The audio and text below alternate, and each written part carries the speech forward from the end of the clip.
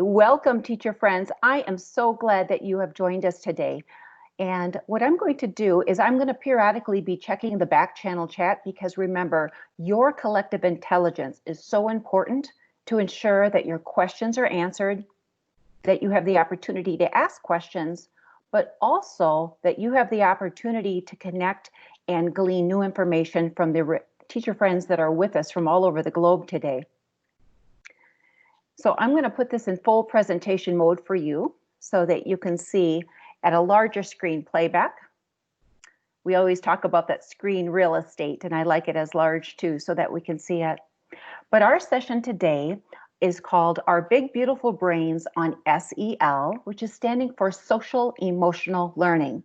And I have some great resources and some teaching strategies that I personally use with adult learners, with administrators and students to really help teachers understand what they need to know about social emotional learning and how our brain works.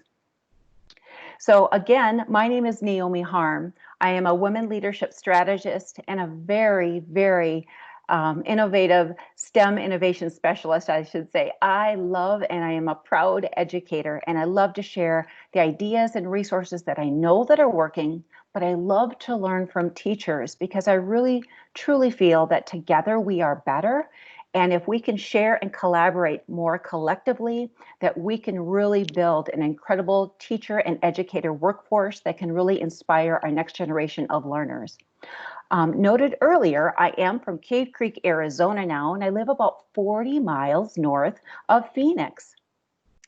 Now, I would like to know a little bit more about you. Some of you have already shared who you are.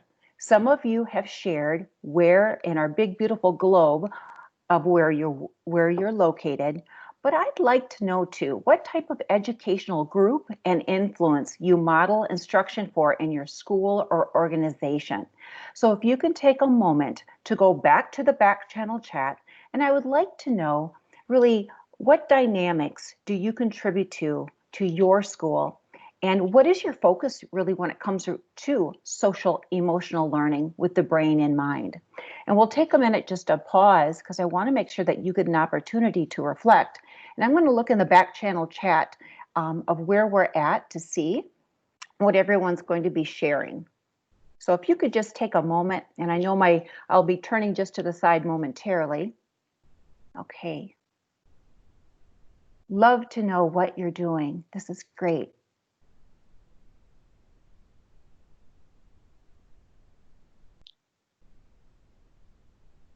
So once again in the chat area, please feel free to share, if you haven't already, who you are, the incredible influence that you support of teachers, administrators, and or students, but also any specifics relating to social emotional learning with the brain in mind that you would like to share, and what you're introducing to students or teachers, or how you're supporting them during this actually remote learning time period. We'd like to learn more from you.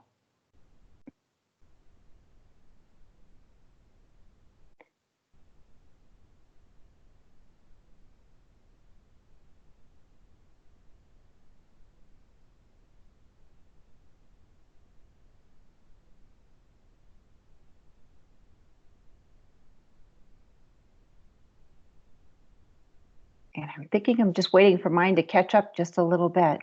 Some of you have already introduced yourself, so thanks so much. Robin, you have now joined us as well. Excellent. Beth, you're with us. That's great. Okay. Well, as you continue to reflect on that, I know our chat's going to take a moment just to catch up.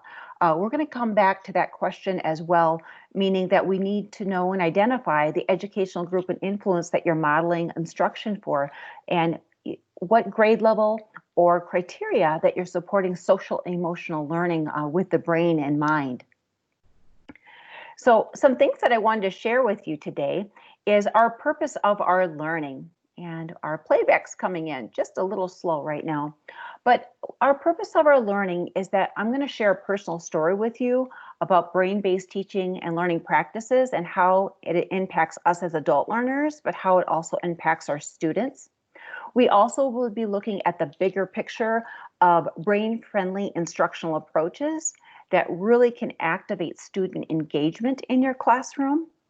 And then how can you truly design a culturally responsive, learner-centered, and brain-friendly classroom, and what the current research is out there to support your efforts? And then again, how can I really help you be empowered as an educator to take more risks and take some of these resources and ideas that I'm sharing with you today and that you can implement into supportive conversations, but then to also implement in type of your classroom instruction, whether it's online, whether it's a blended approach, or whether it's face-to-face. Now, I'd like to share a little story. And this story is about my family's story so that you can get to know me a little bit better. As you can see in the top left corner, that is my husband, Jeff, of 28 years, and our son, Jacob. He is a veteran military soldier from the U.S. Army. And then going over more towards the right, that's my oldest son, Ryan, and his wife, Chrissy. And they have two amazing children, which are our grandbabies, which are Madeline Ann and Nolan Jack. And as we know, our children that are underneath that age of 8 years old are known as Generation Alpha. And they're in a whole category by themselves because of how they learn, how they think, how they process information. So we'll be sharing some more information about how their big, beautiful brains work.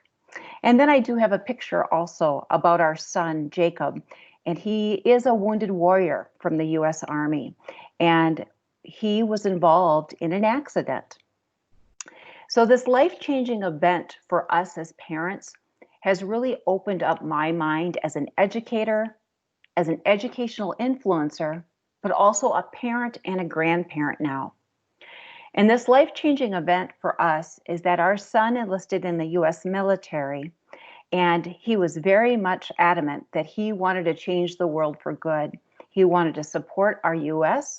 He wanted to support and work with others that had a like mindset. He was very strong in math and science. He had a very rich vocabulary, but he loved social studies and he loved world travel. Our son, even by the time that he was 18 years old, had already traveled to 12 countries.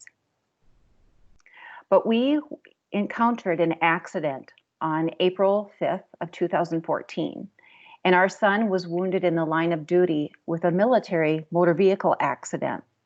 And this was the start of the change of our life for the rest of our lives. Our son was hurt on a military base in El Paso, Texas. And on the outskirts of this accident, what had happened as well is that our son was very adamant about, as I mentioned, changing the world for good. He was a strong survivor due to this accident. He incurred a traumatic brain injury. He also broke off part of his brain stem because of the shearing action of the accident, because of his head going back and forth. But he also broke over 50% of the bones in his body because of the impact of the accident. On day 14, as you can see here, and in the backdrop, he had a happy birthday banner up for him. He would have been 19 years old on this day, 6 years ago. We got him airlifted out of Bethesda after being over 25 days in a coma and to a traumatic brain injury center in Bethesda, Minnesota. It is one of the best in the nation. And at that time, we were also living in Minnesota. So it really made sense to bring him back to a place that we knew that he had the best health care in the nation. By day 43, he was taken off of the actually full ventilation. And then he had a trach tube that was put under in his throat that could help him breathe. By day 100, we already got him up into a chair seating, as you can see. And he is an avid drummer that maybe some of you can see and realize here. And so we brought in a drum pad and to try to work on his dexterity skills. Because of the traumatic brain injury to his right frontal lobe that he incurred, everything on the left side, which is basically the mirror image of which was damaged, became paralyzed. And we tried to rebuild those skills for him. By day 135, he was relocated from Bethesda, Minnesota, out of a traumatic brain injury center And then he was put in basically a long-term nursing facility on day 135, but at the same time to help him in this center begin to walk again. And we were so fortunate that we had such a wonderful and caring staff to help him to begin to walk. As I mentioned, he had over 50% of the bones in his body were broken, and everything majorly from his pelvic bone all the way down to his ankles were broken. He is a rebuilt Army soldier, lots of pins and bolts and screws and structures to help him. But by day 150, he was honored because of the type of accident that he was in, and he was awarded his private Army status as well, that it was quite delayed because of the injury. So that was an honor for him too. But by day 163, we got him back to Gunderson, Wisconsin Hospital, which was only 10 miles from our home in Minnesota because the Wisconsin and Iowa borders were so close. But as you can see, anyone that incurs a traumatic brain injury has the opportunity to rebuild their cognitive ability with somewhat of a structured schedule to help them with processing, to help them with speaking again, to help them with talking and to swallow and to eat and then beginning to walk. Our brain impacts everything that our human body controls, from, again, like I mentioned, from walking to talking to swallowing to sleeping. There's so much that happens. At this particular center, we were so happy because of his left side and the trauma that occurred from the traumatic brain injury. They had also game-based learning strategies at this hospital to really know what type of deficit he was at, so they were working with him. But by day 174, even though he wasn't fully recovered, we finally got to bring our baby home. And even though our baby by this time was 19 years old, he is a young man and a very tried and true young man and a fighter. I must say I'm very, very supportive of my husband as well, because he had to give up his full-time job to take care of our son full-time so I could continue to run our business and being a full-time teacher. And so we had to give up a lot, but at the same time, we knew that we needed to be there every single day of his recovery. Why I wanted to share this with you is because a traumatic brain injury has a lot to do with social emotional learning. It has to do with everything of the cognitive ability of every word that we say, the tone of our voice of how we influence and impact individuals, and it can actually impressionize our interactions that we have with everyone. Still to this day, 6 years later, our son is still recovering. He's at about an 80% cognitive ability that he has retained and has built up a new memory base. He functions at about an upper middle school level, 12, 13 years old, you could say, but we have him involved in everything. So daily life skills are very important. You can see we make homemade pasta, we do all kinds of things. We go out on family outings and gatherings, we go for road trips, and this is where we're going to go down to Tucson 6 months ago. But most of all, he had a part of his brain that we were told, and because of the brainstem damage, that he'd never understand what empathy was again. Well, I tell you, based on all the time that we spent with him and the compassionate care that we provided him, he did gain his empathy back. And so you can see on the right side that we have this kitty cat. Her name is Bella. And Jacob and Bella are best friends, as you can see. And she absolutely loves him. And she loves him and he loves her as well. And he's very understanding. He also knows how to ask now and respond when something's not quite right. And he can read facial expressions, meaning that he can empathize and understand when something's not going right or when we're really overexcited. The story of why I wanted to share this is the teaching story that happens every single day in our classrooms, and how we can help our students build their big, beautiful brains and understand how they react, their tone of their voice, and how they question and work together with students in their classroom, and how to help kids understand empathy, and how to understand how every action there is a reaction, and they are responsible for that learning in your classroom. So I want to share with you all of this amazing new brain research that's out there, and there's been so much that has evolved over the last 3 to 5 years that many of us haven't probably looked into since maybe our graduate studies or even when we graduated from our first bachelor's degree. But if you would like to know more on neuroscience that is out there and all the things that I'll be sharing today, here are some great strategies to get started with. If you haven't seen these new magazines and books, these are must that I should say, add to your list, please. ASCD is an online publication that you can get physically as a magazine or you can subscribe online. The May edition was all on learning and the brain and mind, and it's all for teachers that are teaching kindergarten through high school or secondary. There's a new book that's out too that's on research-based strategies to ignite student learning, and it is just absolutely brilliant. And it's all based on neuroscience and all about social emotional learning, from the words that we say as teachers to the physical environment that we lay out for our children and to the interactions and social interactions from their peers. The last book, I would like to say that this is something that I've just read personally, and it's called Changeable, and it's absolutely phenomenal. It applies to everyday skills, to work environments, but especially school, and how we as educators and administrators can truly help with the collaborative problem-solving process to support our students and our students that are at most risk. And I'm not even quite done with that book yet, and I tell you, it is absolutely phenomenal, the strategies that are built into it. So let's pause. I've given you quite a bit of information right now. I want to know from you personally, what types of brain-friendly strategies and activities are you currently modeling in your classroom? So let's think about that. What types of brain-friendly strategies and activities are you modeling in your classroom? So we'll just take a moment, and I'm going to look over at the chat area to see what you're chatting about so I can get it to everybody. Okay. Excellent. There's more ideas coming in. Thank you so much for sharing from the first question, everyone. As you continue again, so what types of brain-friendly strategies and activities are you modeling in your classroom that really connect kids, helping them build relationships with those students, but also helping those students feel that they're valued and they're part of that conversation? Would love to learn from you. Okay.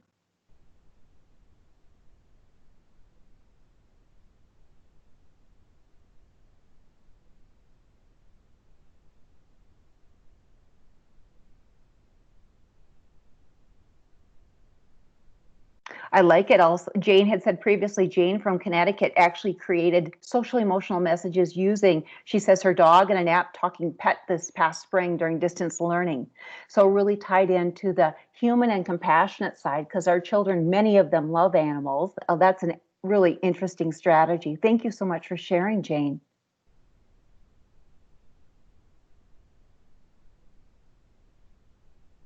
And some of you are creating lessons, especially for our students. Okay, excellent.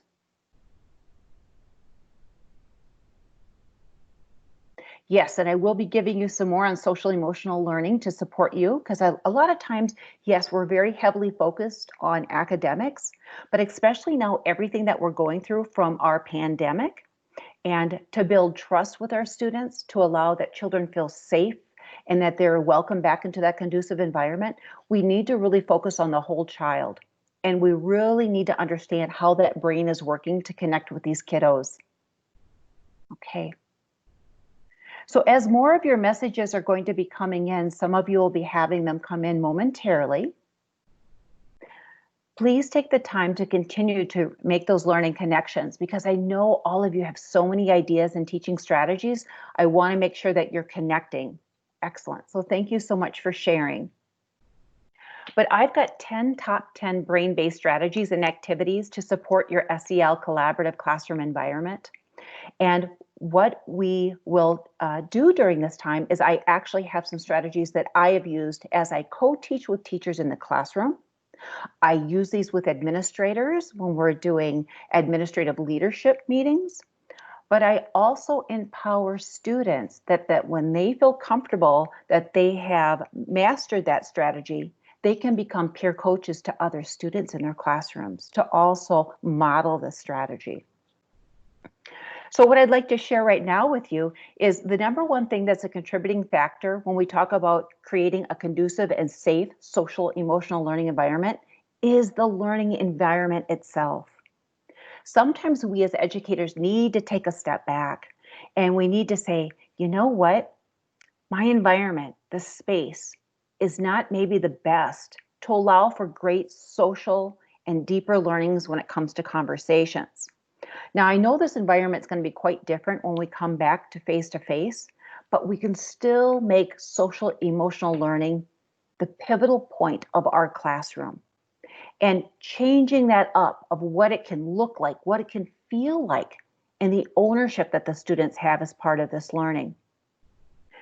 When we talk about environmental learning factors when it comes to social emotional learning, we need to ensure that our children are feeling safe. So what I'd like to always focus on is classroom learning zones. Zones meaning, where's the space identified when I'm giving new information? Where's the space or my zone in my classroom when I'm asking deep, thought-provoking questions? Where's my classroom learning zone when it's time that we're going to break into collaborative researching groups? And where's the classroom zone and what does it look like when everybody comes back together as a large group to reflect on their learning? Our children actually make the brain association of importance of a zone in your classroom. So the more that we can model at least even 4 learning zones in your classroom, it's going to help them understand. And every time that they're triggered by that learning zone, they know, oh, we've got to get into collaborative groups. Or, oh, Mrs. Harm has got a question. That means we really got to pay attention because that means we're going to be followed it up with an activity. Or this learning zone over here, when the teacher moves to this quadrant, means like, oh, we're going to come back together as a large group. So some other things just to know as well. Seating arrangements are really important. Temperature, the acoustics, the aesthetics, your color palette, and your natural lighting. So we're going to be talking about that, how it impacts everything from social emotional learning. Now, your classroom learning zones and seating, it's important that kids do have choices. But there are times that we as teachers need to have some structured areas. Now, especially due to the pandemic, we've got to be quite careful too. But we can still make it truly collaborative. So because of this, I do have a research support article from Edutopia on 7 learning zones, how to make them still collaborative, but to ensure that students have a clear quality of voice and choice in their learning. Also look at this picture. This is what's really interesting. This was a school that I had worked with on the East Coast. This particular length of this classroom was very long. They had 2 groups of 30 groups of children in here, up to 60 at a time, multiple teachers and multiple paraprofessionals that we had different learning zones working. So you can imagine that the children at the forefront of the picture here, they were designing and creating with modeling clay. The students in the back were actually doing some research. And then there are students actually behind that little call out of the 7 learning zones that are by the natural window lighting that were doing other research. The children way in the back were having a small group discussion and a structured learning opportunity with a teacher. And then we have other students behind that were actually doing some video editing in the green space. So let's look at these seating arrangements. This could be something that could really help you moving forward futuristically, because students need to feel part of a community. And part of social emotional learning is safety. And safety meaning that they feel safe and that they can share information and they feel they're part of that conversation. So because of that, there's different types of learning that can take place according to a learning zone. Now, you can shape your classroom any which way that you want. But what happens here is you can still allow for enough space between students to keep it safe because of the pandemic, but then at the same time, children still feel that they're part of a learning community. So there's a setup here that I've used. It's called Classroom Architect. Classroom Architect is an online site that you could design and structure the layout of your classrooms. It helps you when you're setting up U formations, pods, dynamic duos, or transformative trios. The other thing that if you haven't seen, Microsoft also has it's called a Visio app, and I've used that with our middle school and high school arrangements when you're actually designing the inside of your classroom, when you're doing a whole revamp and a redesign. And we actually have students work in that app, so they have the opportunity to help be basically a partner with the teacher to redesign the space. So again, classroom learning zones, according to how structure is set up, our children retain that information in their brains. So if we set up instantly that say, today we're going to be in dynamic duos, kids instantly know that they will meet with their partner that's assigned as their duo. Or if we say we're going to meet in transformative trios, we already have a transformative trio of a group of students set up that they meet in their trio groups today. So these strategies can help our students know to help focus on the collaboration, but also a structured approach that kids really get to work at that given time. Some other things, here's the bigger picture. Color your teaching and learning landscape. And why I titled this one that is because we have all kinds of different teaching and learning environments around the world. Some of us have more traditional styles, some of us have flexible seating, some of us have wonderful pod seating. And coming back now at the pandemic, we might see a little bit more of traditional. But what's important also to influence our children is the importance of color. Color sets the tone and resonates with our children's brain. And there's a different color theory and research that help our children with focusing, retention of information, engaged learning, and really creative learning. Now, in the very bottom right quadrant that I have for you there, I have an extended learning opportunity. And again, once again, teacher friends, you're going to get this entire slide deck. But this particular learning opportunity is coming from Teacher Inspiration Station, and how she actually physically designs and lays out her classroom, starting just with a piece of paper. So you can do that too if you don't want to use an online environment, but this is a great strategy that she's used, and then she brings her students in to co-design with her. Now, have you known that the optimal learning temperature for all of us, whether we're adults or whether we're students, is actually right between that 68 and 72 degrees? And why that is because if the temperature is too cold, our body shivers. That shivering takes up 50% of our brain power to get warm, which means there's only 50% or less to really focus on activity that we're supposed to be working on. But if our room temperature is too hot, over 72 degrees, we're all hot. We're trying to cool ourselves. We might be fanning ourselves. We might be taking off some of our layers of clothes. So if you had a sweater on, you'll take that sweater off and then you have your shirt on. Our brain capacity too is focusing on that flight, meaning that I need to cool myself. Now 50% is going towards something that's external instead of focusing on what we should be doing in the classroom. The other thing to keep in mind, color and natural light matters. Natural light is very important for our students to have that natural vitamin D, but we also need that to help us with our social emotional learning brain status. It impacts us and it impacts our mood and our tone of our learning. I have a supportive article here as well that I've put together for you to help you with all of the different playbacks of color and tone. So did you know that yellow actually stimulates a sense of optimism and hope? So you could have a yellow color or a softer palette in your classroom, but blue and green really helps add quietude and calming in your classroom. We have some teachers that have actually had, when they have their learning zone in their classroom, a lighter blue pattern or lighter blue or green palette of color as their backdrop, because then they're focusing on the teacher that's giving new information and it's calming.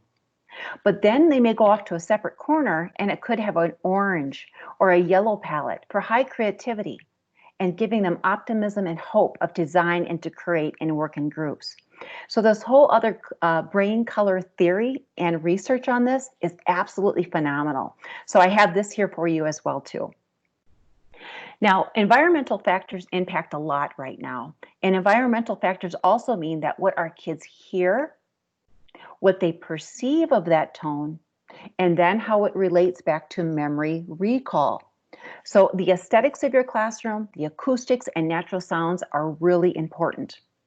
Now, our son right now, due to his brain injury that he has, he's extremely sensitive to sound. So he actually has, they're called conversational earbuds, that when he wears them, he can tune out the factors behind him if there's a crowd and it gets too loud, so he can muffle those out so he can focus on the person in front of him. Otherwise, he gets too distracted and he doesn't know what to listen to first.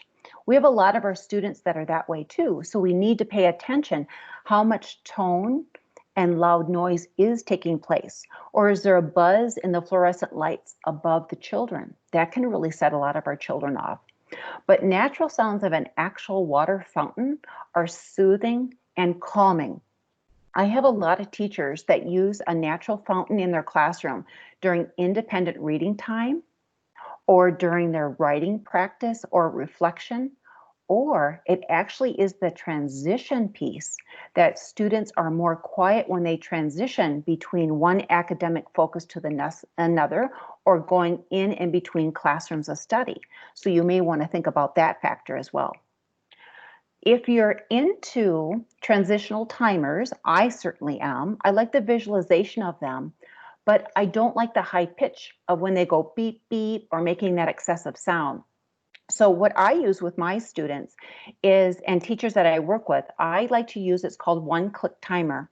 It's actually a Chrome extension, but did you know that you can add it to your Microsoft Edge browser?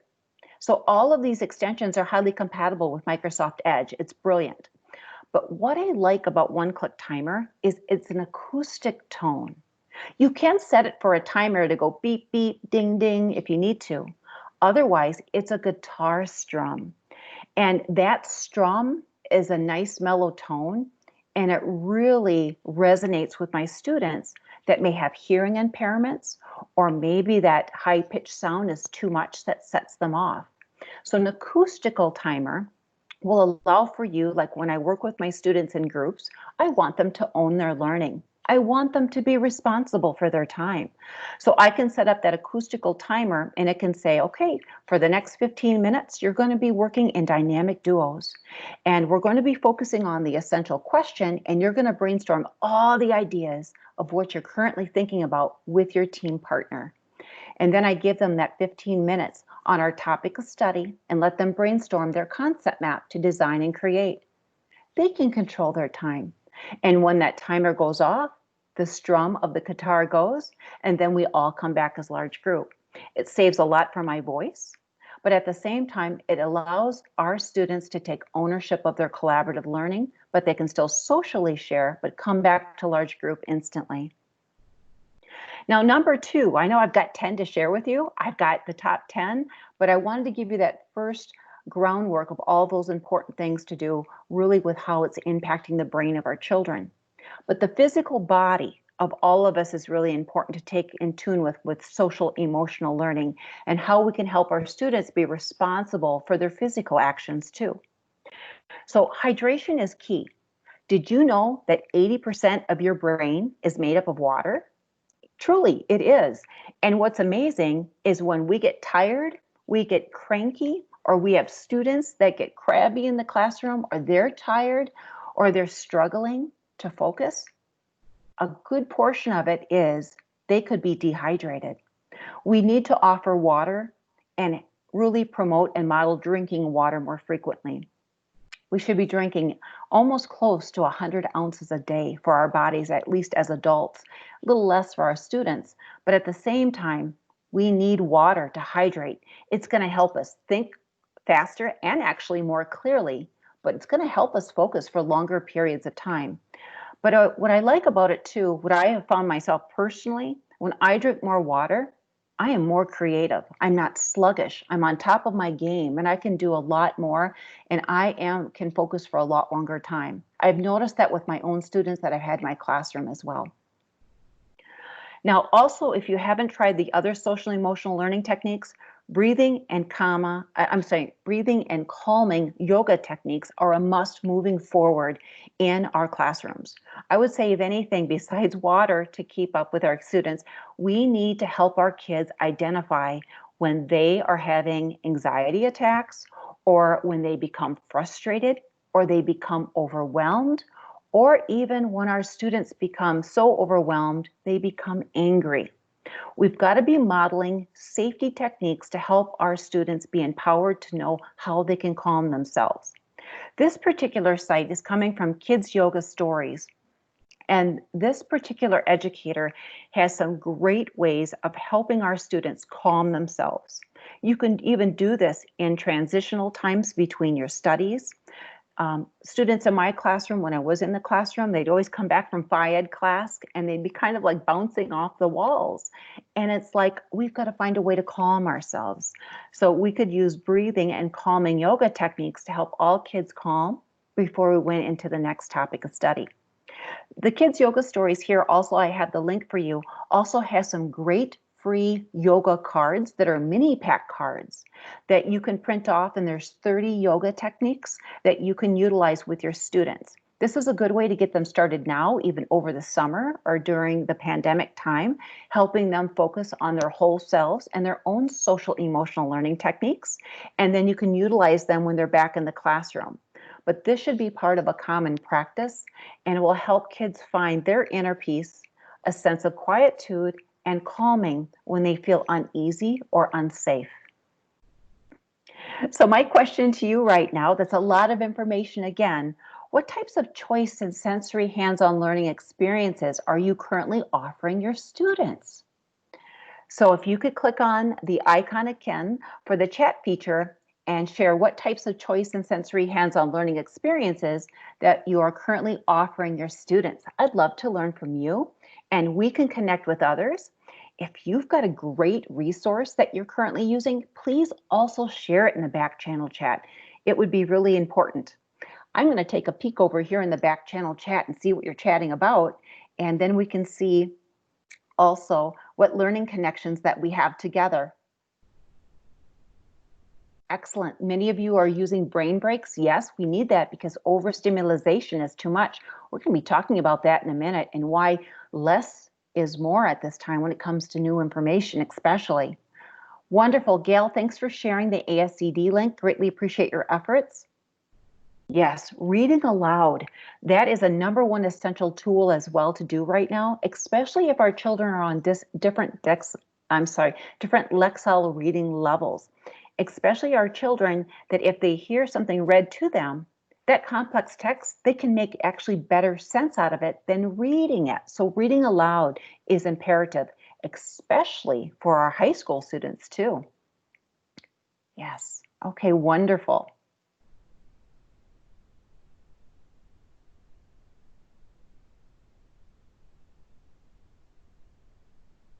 Yes, somebody also asked, so would you set up classroom zones by colors? Yes, I personally like to set up classroom zones by colors. I always ask my administrative team first if it's okay that we have a zone, that if we know that we need to really have a quietude zone that might be really with reading and writing and concentration, I like to set that up as a blue zone. Sometimes, even if you can't paint the whole wall, it could be color coded by a large dot of that color. So kids associate the color as well. You can have different visual images that can be just a larger color so kids know where to go and what to do accordingly. Absolutely.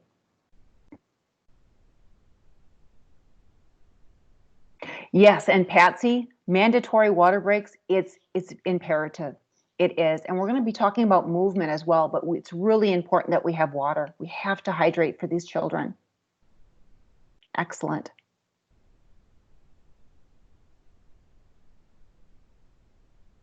You have more ideas that are coming in, so thank you so much for sharing, everyone.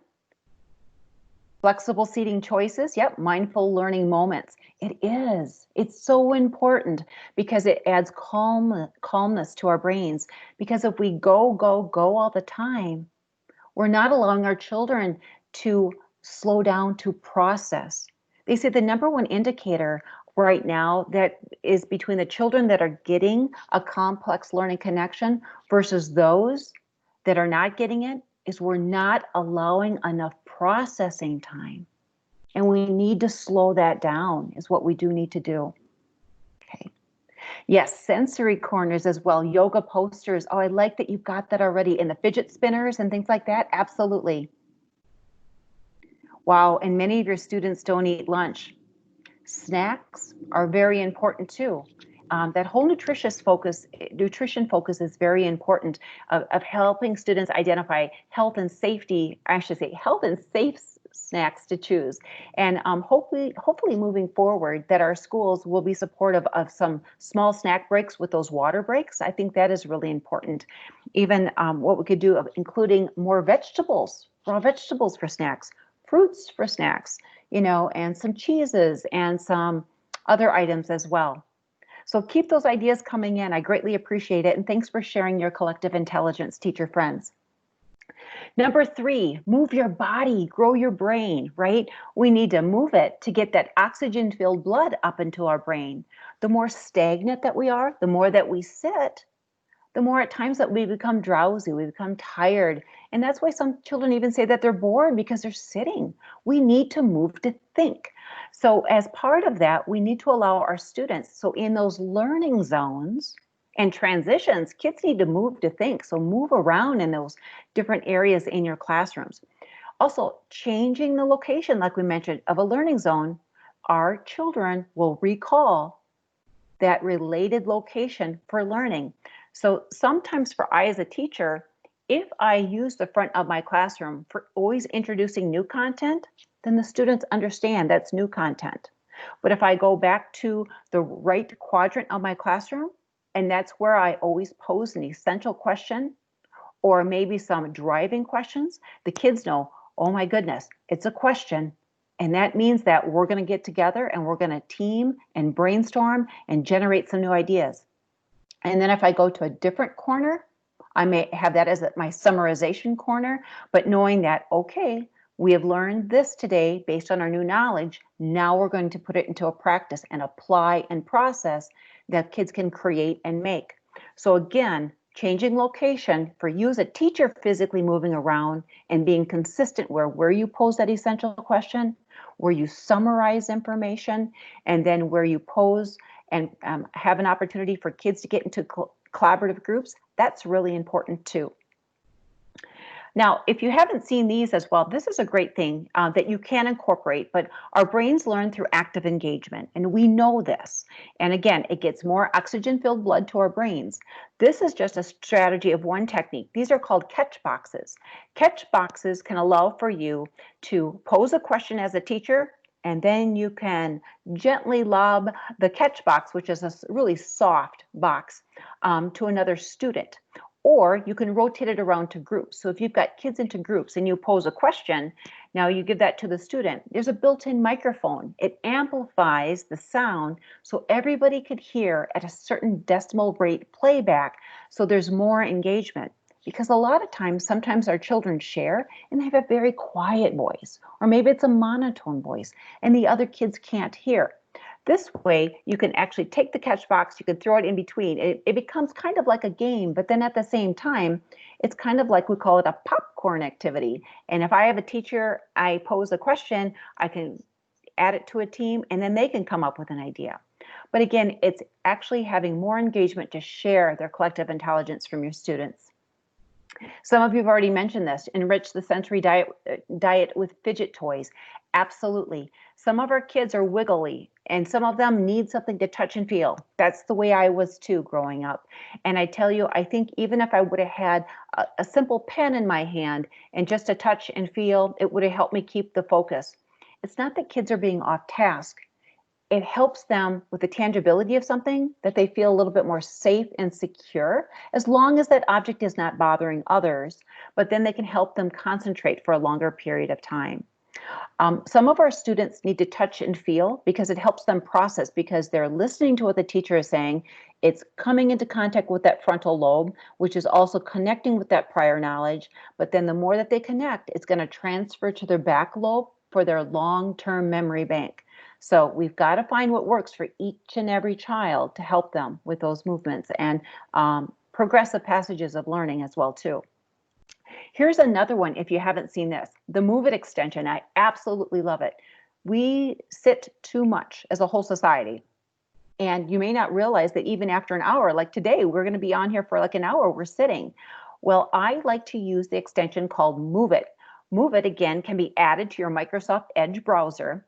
And by doing this, you can set the Move It extension that every 15 minutes, every 60 minutes, or every 90 minutes, wherever your choice is, it takes over your browser window, and then it tells you to do an activity as a whole class activity. So this one, like I set up after 15 minutes, this is what set for me yesterday. It says sitting in a chair, pretend to complete the front crawl and freestyle swim for 30 seconds. So it's making you move your arms and your legs on your chair to move around. Then you can reset it, and it randomly resets to active movement to activate more blood-filled oxygen to your brain. It activates our arms and our muscles and our leg muscles too. But it's a great way to give kids a brain break. And again, it doesn't have any musical tone or anything with it, but it gives us an activity to actually exercise our whole body and to allow more brain-filled blood to get, or I should say, oxygen-filled blood to our brain. Now, another thing to get our kids up and moving that you can do as a single activity and have enough appropriate spacing, but you can have kids in great team building activities of duos or trios. This one's called Goose Chase. Goose Chase is an online activity that you can build actually active scavenger hunts based on academic content. Goose Chase EDU also has a whole collection already set up for you that if you want to see what it looks like, it's got all kinds related to science, professional development for your staff. It has social emotional learning connections. It has a lot to do with math. It has outdoor activities. And a lot of times you can actually involve your students with going outdoors with these, making sure that we have enough open space. And then when kids answer the question, they can actually reflect on their learning through the app or take a picture or a video, and then it gets shared through the Goose Chase portal and the kids earn points. And then they have a leadership board status that you can turn on or off. But this is totally based on creation of content to tie into what you're teaching in the classroom. Or it can be totally unrelated and you're just doing more social emotional learning brain breaks to build a stronger community of learners with your staff or students. Now, a few other things. Collaboration. In your classroom, I'm hoping that you can still allow for teams to collaborate. And I know it's going to be difficult for the pandemic, but still, if you can adequately space them, kids can have specific roles to be more in charge of their learning, but also an active contributor so every child can be successful. When we put kids in groups at given times, they're designed based on maybe the needs of the group, based on, it could be ability grouping, but it also could be the strengths that the student is personally interested in. So these cards here that I have, it says you could identify one that could be the facilitator, one's going to be the designer or the recorder, one could be the summarizer, and then one could be the presenter. And they can always rotate between those. So I call this an amazing quad. So you can have 4 kids in a group. But at the same time, it can be a project they're designing and creating, but everybody has a responsibility to contribute to the success of the final product. And that's what this is for.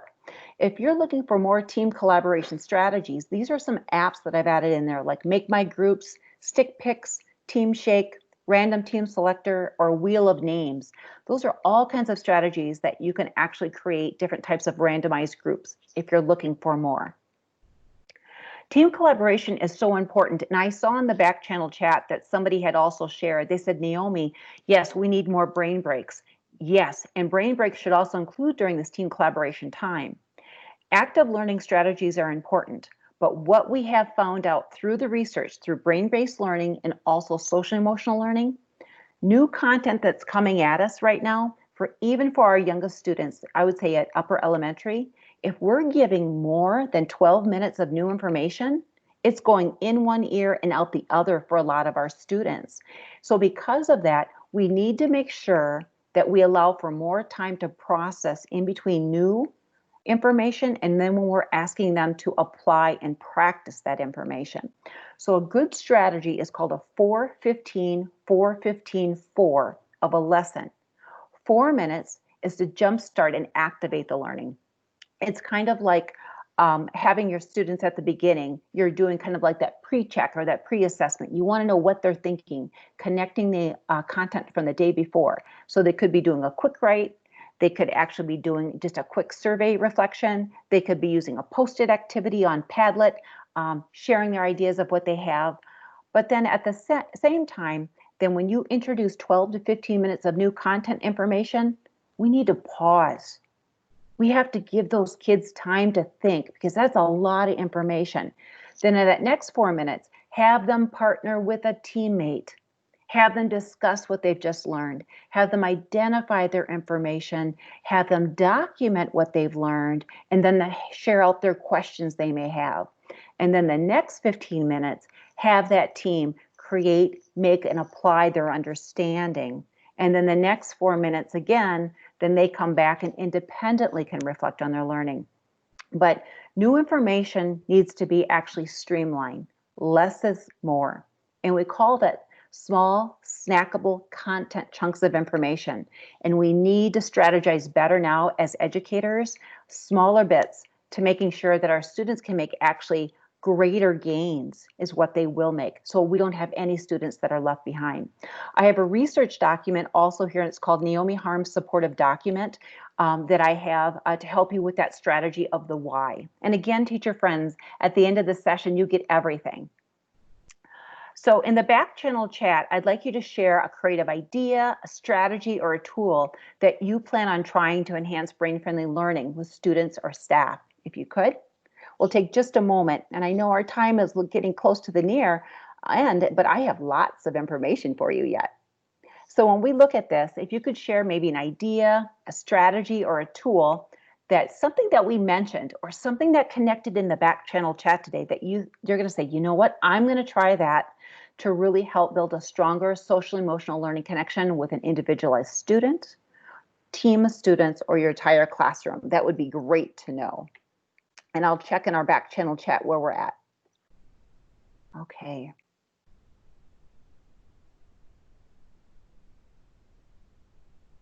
Okay.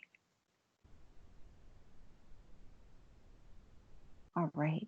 Yes, Patsy says she loves Goose Chase. Okay, that's great to see. Yep. Okay, lots of ideas. And you'll be having more coming in. Okay. So you can pick up anything that I just shared with you, or if you've connected with another teacher friend during the back channel chat, please share that idea. Or maybe it's something that you've just recently discovered in all your new learning during the pandemic. Maybe it's a strategy. It's like, gosh, this really worked and I wanted to try this out with my students when we were doing our digital learning. This really worked. Let's try this strategy. Okay. I know you'll have more ideas that will come in, but I'm going to share a few more with you. So please help those ideas come in, and please ask more questions too in the back channel chat. That'll be great. Now, number 5, assessment and feedback. We know good assessment practices really helps us understand how our students are thinking, how they're processing of information, and yet how they are applying new understandings. Now, some of you have already used Microsoft Forms. Microsoft Forms is a brilliant idea in which that you can strategize, not only just using it for a survey, but you can really understand your students better with asking them how they learn best, why they learn best, or where they learn best. We should be asking our students for more pertinent information about they themselves of how they learn. And we need to make sure that we are understanding how they learn and why, so we can apply those types of strategies right back into our classroom practices, and especially when we're asking them to work with other students. What I like about Microsoft Forms is you have a variety of different playbacks. You can ask Likert questions. There's ranking, so students can thumbs up or thumbs down, and you can really help your students be more productive with identifying topics that they're truly interested in. They have a huge collection of educational resources. You can also see that you also can introduce it and integrate it with PowerPoints and other Microsoft Office tools. But what I like about it is that there's group forms in a portal too that you can actually use with your staff, which is amazing. And then you at your school district that have this as your Office suite as a continuum, that you have administrative controls that you can work with as well. And then really look at those data sets to make change. We should be asking our students how they're feeling. We should be asking them when they're coming to school and ready to learn. And some of them are like, you know what, I'm just not having a good day. We need to allow for our students to reflect and let them feel safe, that they can share with us as educators of why they're not feeling safe. And then individualizing some of that learning for them based on maybe it's their comfort level, maybe it's their Lexile reading level, maybe it's something not to do with anything with school, and it's happening in the home environment. But we have to allow for more time for our students to process that information, and we need to connect with them on a more personalized level to build those strong relationships with our kids. Now, Microsoft Teams and Kahoot, I don't know if you know this, but you can now embed a Kahoot right within Microsoft Teams. And I think I saw earlier from the chat, some of you said, hey, I like to use Kahoot. I also like to use Padlet. I like to use all of these other wonderful tools and quizzes. Absolutely. But it's game-based learning, almost like on steroid for our students right now. So that's what's perfectly amazing. So if you didn't know about that, I have the link as well on how to get started. If you're looking for more assessments, I also have a PDF link here for you. There are all kinds of online choices that can really help individualize the learning and meet your students where they're at. Number 6, I just wanted to share with you as well. Did you know the best time for learning is the first 2 hours after waking up? So if we're working in a classroom and we're really working with complex information, we should really be focusing on some complex information and some really deep learning in those first 2 hours after waking up with our students in the classroom to get them going and to really maximize their learning potential. But also for us as adults, it says the last 2 hours before we go to sleep is also a learning time for us. That's why we're also tapping into webinars. But we do need to make sure that we've got that technology shut off so that our brain can rest at night too. And 2 hours before we go to bed is important. But the first 10 minutes of every class period is the most influential time to hook your kids into learning. You've got to make that first 10 minutes count. So that's really, really imperative in order for them to stay engaged for that next 40, 50, or 60 minutes throughout that lesson. So if you want to know where that time goes, remember we did that 4:15, 4:15, 4. That's where the strategy goes. And it's amazing if you break it up into smaller snackable chunks, you can keep your kids engaged longer and with a greater creative focus and attention span for your students. But again, please allow for more time to allow your kids to process and to reflect on their learning, whether it's individually, but also with a team member, so they can actively listen to understand and then apply that new knowledge. And I have another document as a support doc in here for you. Now, number 7, you're going to ask, well, what makes content relevant? Well, our brain remembers things that are truly meaningful. And you can see when your kids are engaged, because it matters to them. That's why we have to ask at the beginning and doing little small brief surveys, how they learn best, where they learn best, and why they learn best, and what they are truly interested in. We've got to set the stage, especially for social and emotional learning, that kids feel that they are the value add coming into your classroom. It also links to prior knowledge and hands-on experiences, so they feel that they have some confidence to contribute to the conversation and also what's being introduced. But we need to personalize really those learning experiences for our students, and that's where choices also is essential in the learning. That not only does it extend the content, it gives kids a choice to pursue even beyond what they're learning about. Personalizing that content also should be introduced that there should be at least 2, if not 3 sensory modalities. Not only maybe they see it, they hear it, and they interact with it. Our Generation Z and Generation Alpha students, as of right now, learn through different types of learning modalities than we have done as adult learners, where we focused before just maybe on one with listening, and then later we watch. But our kids like to watch. They like to listen. They want to be engaged. Then they want to reflect and create. So we have to meet them where they're at. We also need to bring in a sense of humor. We need to make and then focusing on the learning environment really needs to be for learning that kids can apply and process that new understanding. Now, number 8 is our choices. And our choices for learning right now are so important, as we've already mentioned. It also increases long-term memory. So long-term memory meaning when kids have choice, they're activating in their learning. because it means something to them. Meaning something to them over a course over time is going to retain information, which transforms from our frontal lobe of short term to our back quadrant of long-term working memory. So that's important. And we all need to have an opportunity where students feel that they have that choice because they want to feel that they are empowered, but also empowered that they could choose to peer coach another student. We need to make sure that our students have leadership opportunities in our classroom. If you're looking for more student-driven choices, I have a few resources here for you. And these are coming from Mr. Birdseed. And this is one that's called a differentiator to truly create some dynamic learning experiences based on choice, based on individual grouping structures. So if you haven't seen this, please tap into this one. There's also another one that's called Respondo that's really focused on pivotal learning moments of literacy, a learning story, sequencing, but really deeper thinking skills. And then it empowers kids to work in groups as well. Number 9, our emotional safety. And this is so important. When it comes to social emotional learning, kids need to feel that they have a safety zone in your classroom, and they have a safety zone when you're teaching them online. We also need to share with them that there is a portion that's a non-competitive atmosphere. Some children are so intimidated by competition. We need to allow for them knowing that it's safe at this given time. But we have to also empower our kids. It's also okay to take a risk. And we as educators have to model that more frequently of what good educational risk-taking looks like, what it feels like, and then when we model it, we can demonstrate that to our students.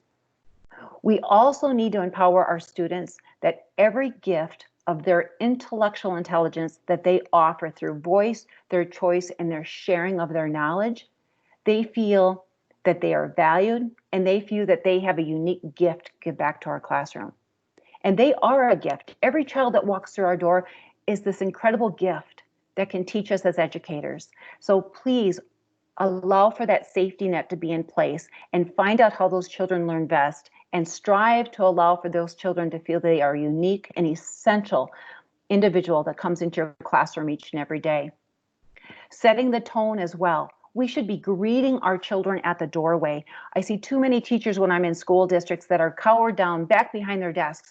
They're not greeting their children. Us as educators can greet our children at the doorway, but also maintain calmness and quietude within the hallways, knowing that you are showing that you care and you respect and you feel that those children should be valued. Personalize. Also, listen to your children. Find out how they learn outside of your school day. Find what interests them. Find out what makes them tick. We need to know about that too. The more respect that you give your children, the more respect that they will show back to you, and the more that their resounding message of the children will share with their peers. If you haven't seen this too, the calm.com, it's an app, an online website. This is wonderful for adding calmness throughout your day, transitions through academic areas, but helping our students find that sensory impact to help them when they feel overwhelmed, if they're filled with anxiety. But what I like about Calm, it gives you a beautiful picture of a visual to help our kids kind of like visually escape to somewhere else. But then the beautiful tone of the music can help calm their breathing pattern down and help them relax when things aren't going so well. And number 10, thanks for hanging in there today, everyone, with me, is we need to celebrate. We need to celebrate more often, especially when it comes to social emotional learning of our entire group of our children. We need to celebrate when things go well socially. We need to celebrate when our emotional tone and things have gone well. We need to celebrate that. But our learning, we need to amplify that to the rooftops. We need to really showcase and celebrate that we together are a stronger community of learners. And by doing that, by celebrating that success, we need to also bring our families in. Our family should be part of the success story, whether when you come back face-to-face, that they can be part of incremental learning moments or online learning hubs when we're doing our webinars. We also need to recognize what safe social emotional learning is, and we need to recognize that. We need to let kids know that they are socially representing appropriate behavior, that they're guiding and modeling for others, and that they're building each and every student up. We need to celebrate that. And we as teachers need to affirm that. And we need to model that. And we need to let children know that they are unique, they are valued, and each of one of them is a gift that comes into our classroom every day to teach us as an educator. Coming back around to my family celebration, I am so proud of my family. And even though that we have been challenged now with a traumatic brain injury, and that our son will forever live with us in our family and he will be well taken care of. It's how we interact. It's how we communicate. It's the tone of our voice. It is the actions of our body language that will build each and every family member up to know that they are special. We feel that we are proud of them, but they are a unique individual that they feel valued in a family. That same value of family appreciation needs to be like our same school value with every child that comes into our classroom. So when your children come back into your classroom this next year or the time period that you're in of your school year, we need to treat it as a family of a celebration, that everyone is kindly respected. And by modeling that we can build a stronger community of unique individual learners that are going to have the opportunity to go out and create success in their worlds. As in closing, my son now, as where you can see after 3 years, he told everybody that he was going to be a future neuro and audiologist scientist. And that was his dream because he had to learn how to relearn with his brain. He had to learn how to speak. He had to learn how to eat. And then after 18 months, he had to learn how to walk again. He wanted to shout to the rooftops to let everybody know of how his brain is so special and that we should not be taking it for granted, and where he is in his life now. So thank you so very much, everyone, for the time, the effort, and the gratitude that I afford you today, because what you've offered me in the back channel chat, you've given me all kinds of ideas, all kinds of strategies, and all kinds of new solutions that I can apply to my social emotional learning when I work with adult learners and students. Please feel free at this time to continue the conversation and to continue tapping into all of these wonderful summer events that Microsoft and CUE has to offer at q.org/Microsoft. Also, if you would like today's presentation, you can see that I have it linked here at the bit.ly shortened link at BBB, for basically standing for our Big Beautiful Brains on SEL. And then also I have a folder of support resources for you. And those extend beyond of all of the links and even more tools for you that I use when I'm going and working in with classrooms and teachers, when we talk about social emotional learning, when we talk about brain health and awareness, but also when we talk about how our interactions and building relationships to build and to help support every unique child of their gift that they have to offer our classrooms.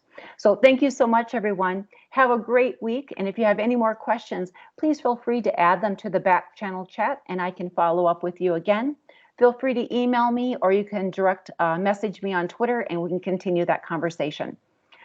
Together we're better. We cannot know it all. So let's build a new transformative teacher leader group through everything that we know.